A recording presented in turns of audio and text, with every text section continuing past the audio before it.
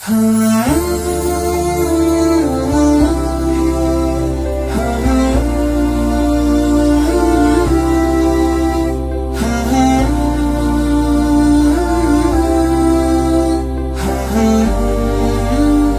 است قندولک؟ خوب است. چی اسم نامت؟ حسینه. حسینه جان. کسی دیگه در خانه نیست کار کنه؟ نه. روز چند تا زین میفروشی؟ یک تا دو تا سه تا میفروشم. دانی چند است ای؟ 50 روپیه. دانی 50 روپیه؟ چند تاست کلازی؟ کلش حساب نکردیم کاکا. حساب نکردی؟ حسابش چند تاست؟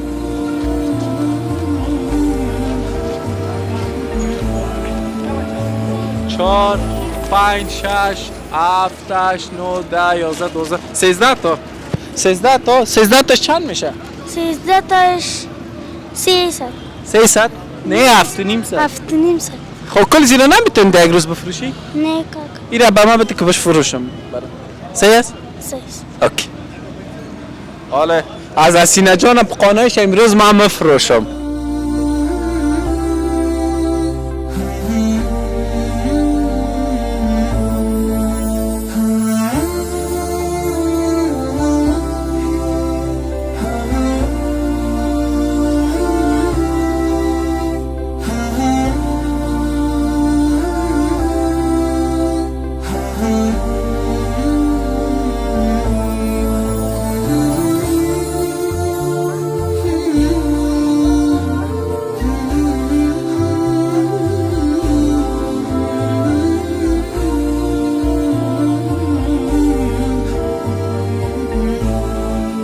قانعی تکلش دادم با مردم.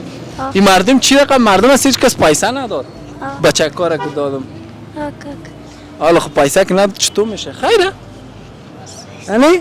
آه. حالا خانه بری مادر جان میگه چی کردی پیسه په خانه رو چی میگی؟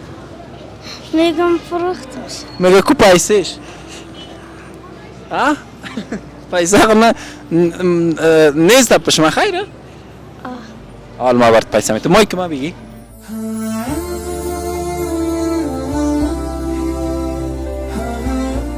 یک تا دو تا گفتی 7 و نیم صد میشه نه؟ 1 تا 2 تا 3 تا 4 تا 5 تا 6 تا 7 حساب کنم. 1000 3 تا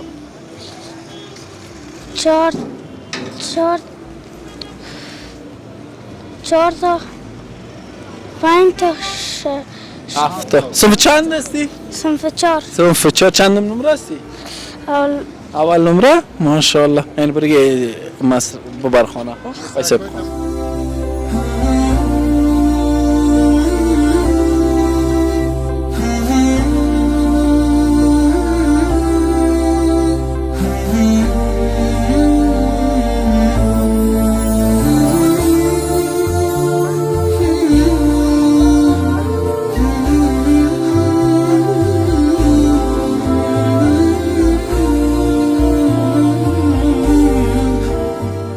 دوستان عزیز بله متاسفانه هستند بیشترین خانواده‌ای که به اثر امور وضعیت اقتصادی خراب اطفال خودن ناگزیر کردن کارهای شاخه کنن. روی صفحات لینک ها مشاهده میکنید. شماره تماس در خدمت است. ما در اوج کمال امانتداری این رسالت انجام میدیم. در چنین شرایط سخت و دشوار دست هموطنانتان حتما بگیرین ان شاء الله. و السلام علیکم و رحمت الله.